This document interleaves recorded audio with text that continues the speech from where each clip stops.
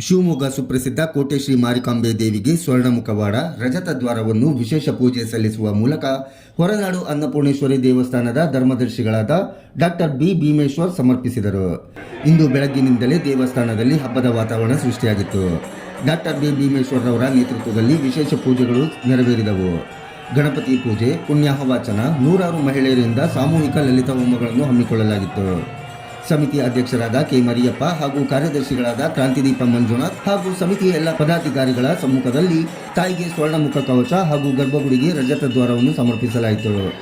ನೂರಾರು ಸಂಖ್ಯೆಯಲ್ಲಿ ಪಾಲ್ಗೊಂಡಿದ್ದ ಭಕ್ತಾದಿಗಳು ಈ ಐತಿಹಾಸಿಕ ಕಾರ್ಯಕ್ರಮದಲ್ಲಿ ದೇವಿಯ ದರ್ಶನ ಪಡೆದರು.